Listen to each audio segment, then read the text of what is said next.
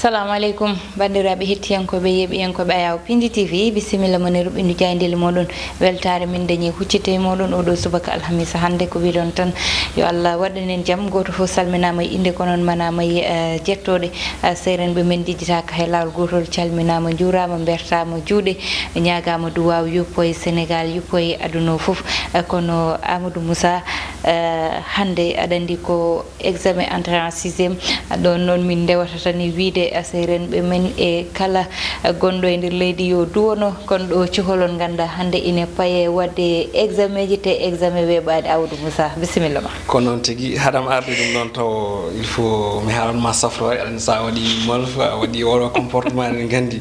yimɓe miijoto ko hoddi men Mauritanie wadde mi wima tan yaaka libas yaqal khair astari wik ya wonne biik malla ko ɗon haaɗi ɗon tan so wima sima sahle sima dara mataw anda ko firti mataw minne mi wima tan sima sahla tan gasi famnima mais en tout cas yaadi famnima kadi ɗon tan yoɓe paam tan ɗum noon jarama mata wadde ko nene ɓuurma nande safrore an a waɗa fertinoɗa mbaɗa des efforts jaaha Nouakchott Nouadhibou Zouérate ko nandi noon tigui Amadou il faut mi yaha Mauritanie mi yaha ha Nouakchott to kawmiraɓam ɓe mi jooɗo toon seeɗa hami nana seeɗa kam hanana seeɗa pour somi haalnima kam mbiɗata wawa jabade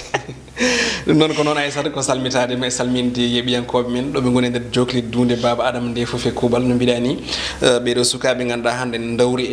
dawi e kala suuɗi ɗi gam wadde examen ji ganduɗa ɗi hande ko diplôme cohlade tigui saabu ko ɗum saboto sukaɓeɓe ne wayno jalta école aji tokosi ɗi ngabba e école aji wonko wiite duuɗe hakkudeji hono collége eɗen mbiya tan yo Allah newnanɓe kamɓe kala soɓe keeɓi kadi jigaɓe e kamɓe e dendagal hono mabɓe e nder joklide Sénégal ha e ko wona nder leydi Sénégal ko wiide bandiraɓe hono kala subaka ni ko bismadeɓe kono kadi e wideɓe assalamu aleykum wa rahmatullahi taala wa barakatuh waaleykum salam wa rahmatullah yo Allah jabdu waw ko ɓuuri tengtude hande Aissata ene wayno ene jeeya ko ɓuuri tengtude ene wayno ko alhaali hono ñawore leydi meɗen Sénégal ha tengti e nguuɗo gomo wiitengo UMS woni union des magistrats du Sénégal kañum de hande yerɓi no fewi caggal nde goto e ɗen ɗon e ngal ɗon tergal acciti tigui yalti e nder ngunɗon gomu jande ɗi garti hen kono kadi ɓe garti e dawrugol ha e gueɗe coftal balli kono kadi ha e coup d'état baɗɗo hay heccanki toon to leydi Mali noon tigui jayde las udditadama ko noon tigui nden ɗon jayde wiide oɗo saaha hande ko jiilawo walla mbiyen ha joni ko malaise tigui yiya e nder gomo witengo union des magistrats du Sénégal woni fedde ganduɗa ɗe kam rendini kala ko fate banggue hono ñawoɓe joguiɓe tambiɓe ñawore to nder leydi Sénégal ɓe kolti wonde noon jeeyi on sababu de dilli gunɗon gomu ko gaccidgol golle woni démission mo ganduɗa ko biteɗo juge Ousmane Kane woni goto e ɓen ɗon ñawoɓe jayde lasde noon nde wayno junnaki ɗin konngudi kono tan de ɓe garti ha hande e ko yowitti e hono geggingol ɗiɗo tonoyi ɗi ganduɗa ɗi ko ujunnaji tati pawɗe ɗi ganduɗa ina tawe hande toon to port autonome de Dakar ko wiyete hono nitrade hono ammonium mo ganduɗa kay ko hunde ganduɗa fettine toon to port de Beyrouth ko ɓoyani ko ɓe kolti wonde noon ma eggine faye toon to Diamniadio kono tan jagorɗo hono Abdou Karim Sall holiti wonde de ɗum ɗon tati memata jeego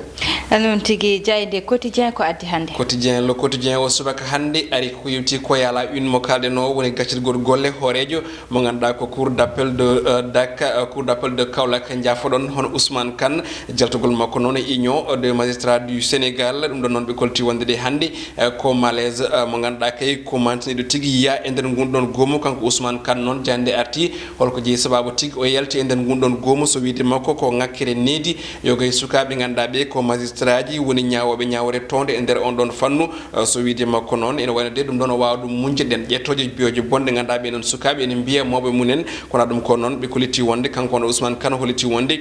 ko hay polgu wuutu wawa tigui heddade e nder gunɗon gomu tawi de wona e pamodiral wonandeɓe kamɓe kala e nder hen noon gomu ngu UMS holiti wonde de nani faami gaccirgol golle kanko Ousmane Kane maɓe garto e makko e ko fayi arde jayde Vox Populi nden ɗon jayde koye on fannu arti nde wi tan de ha joni ko tekkere ina luuɓa walla tekkere luuɓi e nder magistrature mbo leydi meɗen Sénégal ɓe koliti wonde noon ko dillere mawde lombi hakkude ɓe ganduɗa ko mawɓe kam e sukaɓe magistrat ji ɓe ganduɗa kay kanko Ousmane Kane kolliɗo wonde de acciti hono yalti e nder gonɗon gomo UMS jeeyi on sababu noon e wiide makko kanko gardiɗo hono cour d'appel de Kaolack ko so wona hay hunde so wona sukaɓeɓe kay ina mbiya biyoje bonɗe kam e ƴettoje wonande mawɓe ɓe ganduɗa ɓe kay ko ñawoɓe wonɓe hen e nder hen noon kanko Souleymane Tey ko mo ganduɗa kam tigui ardi gonɗon gomu UMS holiti wonde de ɓe nani hono gaccirgol on ɗon juge Ousmane Kane kono tan de maɓe ngare makko e ko fay arde ɓe mbawa jabtademo e ngol ɗon gaccirgol jeyde enquête koloski nden ɗon ari koye toon to leydi Mali caggal coup d'état baɗɗo toon heccenki ñande talata nde ɗum ɗon noon ɓe mbi tan ko caggal on coup d'état de hono ɓeɓe ganduɗa ko goomu CEDEAO holiti wonde ma kay waddo walla Mali ko wiyete hono embargo manam tan de ɓe kaɗaɓe kala ko fonno ummade mabɓe kono kadi leyɗele ɗe ganduɗa de ko jeyaɗe e nder goomu CEDEAO saabi noon jayde wi ko CEDEAO de ɗeɗɗi leydi Mali kono ɗum ko noon ɓe koliti wonde haysino tawi de ɓeɓe ganduɗa ko ardinoɓe hono on ɗon hono gunɗon ngol ɗon pollogol ha joni mbeeɗi juuɗe CEDEAO kono tan de haɗata CEDEAO kañum kam jaɓani tigui ha joni accidde ko wino ko France noon eɓeɓe ganduɗa ɓe ko société civile kañumen kolliti wonde tawi ko société civile Afrique naɓe kolliti wonde kañumen ketti koto banggue hono ɓesgol leydi Mali walli ɗumen kay ha jalta e oɗo situation professeur Oumar Ndongo suuti konngudi so wiide wonde yen pamtande CEDEAO e kala e saaha e kala ñande ko ɗi konngudi tan suutata tawi noon e wiide makko ne wayno CEDEAO ko ɗum club mo ganduɗa o kay ko chef d'état ji woni ardiɓe e laamuji ɗo e dunde Afrique jayde l'observateur l'Obs jayde groupe Futur Média kañum mewo subaka hande ina wayno arti ko e mo ganduɗa ko ceerno Alassane Sall tas mo ganduɗa de ko menoɗo wonɗo jagorɗo tambiɗo kuɓam leydi meɗen Sénégal kanko yaltini hono livre nde ganduɗa nde yalti koye édition foof so wiide makko noon on nden ɗon livre de ne wayno jopima laamu leydi laamu hoorejo Macky Sall e ɓerde no jayde wiiri ɗum ɗon noon ɓe kolliti wonde ko révélation mawɗo nde no deftere noon wiyete ko protocole de Élysée mo ganduɗa noon yaltini ɗum ko kanko ceerno Alassane Sall o yaltini hen kadi hono SMS mo Boun Abdallah Dionne ko noonne kadi ɓe ganduɗa ko haala makko lombino ko yemo ganduɗa ko Aliou Sall ɗum ɗon noon ɓe kolliti wonde noon ko hunde ganduɗa nde di addani metto mo ganduɗa ko hoorejo Macky Sall saabi noon jayde waɗi ko natta mabɓe kamɓe tato mo ganduɗa ko Aliou Sall e Boun Abdallah Dionne wondude kanko hoorejo Macky Sall goɗɗum ko tawete hen ne wayno ko dialogue national Famara Ibrahima Sagna kollitama wonde de fotama ɗo hen ko tolni e lebbi tati kono tan de hoorejo Macky Sall yiddi muɗum ko ɗo e capantati go lewru o yatawde ɓe dokki ɗum rapport woni tan cimti ɗi ganduɗa ɗi kay ɓe keeɓi ɗum tongude ɗi lebbi jawtaɗi ko yewti e on dialogue politique jayde Anne Le Soleil nden ɗon jayde ne wayno ari koye ko wiyete hono produit chimique dangereux mo ganduɗa kay ko produit kulɓiniɗo kubbowo kala e saaha tawateɗo o saaha toon to port nom de Dakar en kalino yerodirnoma tawi ko jande L'Obs yerodirno e pettugol walla ɗen pettunoɗe toon to port de Beyrouth ɗum ɗon noon hoorejo Macky Sall holliti wonde de oɗo saaha erima ko ɓen tambiɓe fanno yo jawno ko ɓuuri yewde yaccade ne wayno mbaɗa ɗum sécurisé manam tan ɓe ndena on ɗon dépôt joƴƴinaɗo ko yetti ko e ɗen ɗon pettoje hono no jirɗon ni e oɗo bâche mo ganduɗa ina buumi ɗen ɗo on ɗon produit mo ganduɗa kay ko pettowo e kala e saaha goɗɗum ko tawete hen ha hande de ko kanko hoorejo Macky Sall yidde makko tan koyo joni o ɓeydi ko fati banggue hono budget ko yetti ko e ko wiyete ha joni hono mobilier national ɗum ɗon en tawe e hello ɗiɗi e nde jande witende Le Soleil jayde Libération ko wi nden ɗon ari ko e losko ko yetti ko e contrat hakkude Senelec e société Akile woni hakkille mo ganduɗa haala muɗum tigui lombinomo ɗo no fewi hakkude ɗen ɗon gollorɗe ɗiɗi ARMP noon no jayde wiiri lawƴi haalaɓe ceeɗo mo ganduɗa ko Mactar Cissé ɗum ɗon noon jayde yañima hen e ɗo less ɗo kono ɗum ko noon ina tawe hen ha joni hono nitrate d'ammoniac mo ganduɗa kay koko waɗa stocké manam koko mofta toon to Mol 3 e port autonome de Dakar ɓe kolliti wonde de oɗo saaha hande laamu ngu ala foof manam haalnani en gon kono kadi ɓe kalani foof no wiwade fof kam jagoɗo tambiɗo taaride leydi meɗen Sénégal Abdou Karim Sall kañum de holliti wonde yadani e guittugol on ɗon produit ɗo e port autonome de Dakar nawa ɗum toon to Diamniadio jeyde Stade coftal balli ko nden uddata damal e oɗo subaka hande to banggue roɓiɗo jaydeje kelle gadane ɗum ɗon de ene wayno ɓe mbi ko koyɗo Lyon gasi e jamma beɗɗo ɗo ɗum ɗon noon ko caggal nde Bayern lappiɓe labtugal tati e ndiga e on ɗon demi final battidiɗo ɗum saabi noon jayde wiide ko final mo ganduɗa Ligue des Champions hakkude Paris Saint-Germain e Bayern Munich final XXL manam tan de ko final mo ganduɗa ko ɓutto no fewi woɓɓe noon cuuti hen konngudi Benjamin Pavard mo ganduɗa ko latéral toon to Bayern Munich holliti wonde de kamɓe ɓe kulani Paris Saint-Germain goɗɗum ko tawete hen ko kongude mo ganduɗa ko Emmanuel Neuer gardien on ɗon club mo Bayern Munich holliti wonde de ha hande de ma bituji ɓuuri hewde hakkude mabɓe e club mo Paris o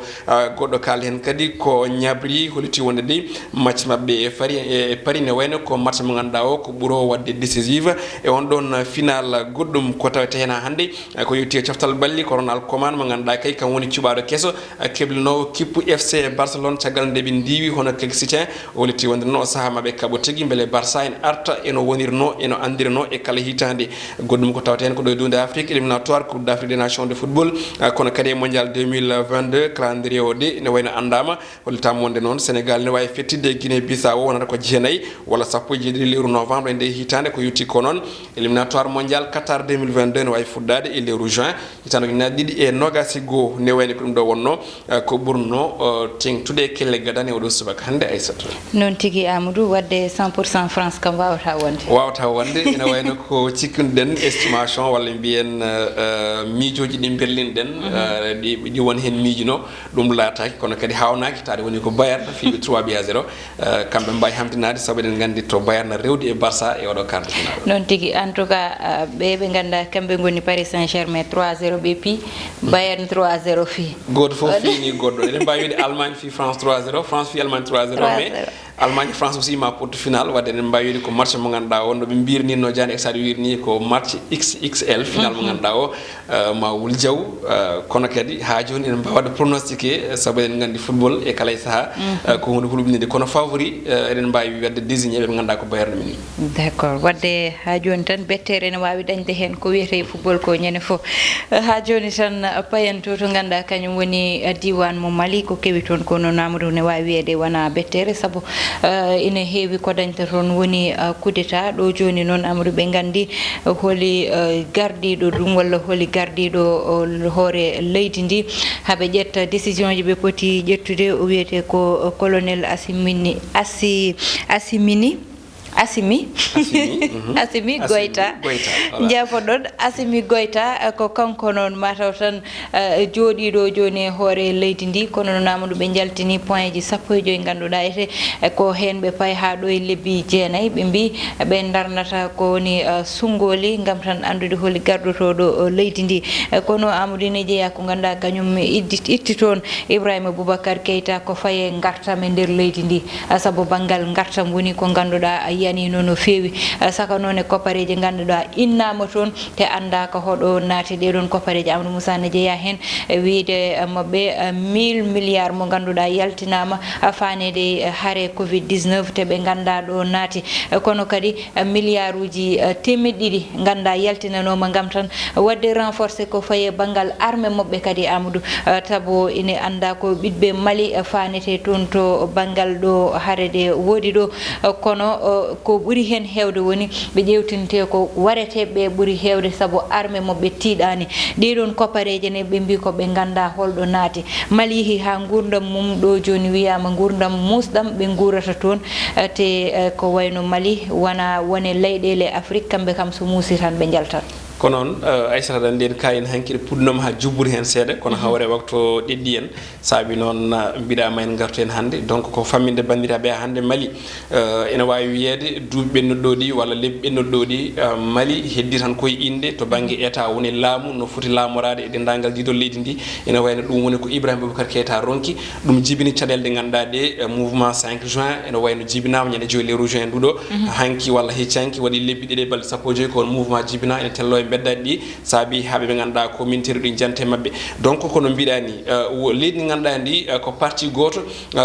manam laama so tawi en mbi noon eɗen gandi woni nokkuji ɗi ganduɗa ɗi jooɗima lebbi e bandu men école aji mumen gudditani e gueɗe laamantere mumen kayita jibinande sukaɓe pewontaki toon ko wayno zone nord et zone du centre mo ganduɗa ko nokku ene woni jimadi wat boniyankoɓe walla kulhuli laamu ngu in toon ɓe jii maire uji dogat toon hen saahaji ko maire uji mbaɗete député ji mbaɗe haygo so aya toon donc ɗinon leydi eɗen cikkuno tan fayi koye coup d'état saabu hay militaire goto mo ganduɗa ko gendiyanki jaɓata leydi muɗum ene sifori hono ɗeɗo gueɗe malgré présence leydi France e ONU e ko nandi hen e ministére uji kewɗi kono noon min donki wadde ko wiyete ko o artirde ko wi ko fate banggue deere e nder leydi ndi ɗum jeeyi sababu hande kamɓe ɓe ganduɗa ko militaire uji ɓe ƴetti ko wiyete ko hono responsabilité mabɓe ƴewde holno waɗata kono way wade fof kam hande o eɗen mbayde Mali fuɗɗitima à 0 saabu tugnare ɗeɗo 15 points ɗe ganduɗa ɗi militaire uji ɗi kañumen darni ɗum ko adi foof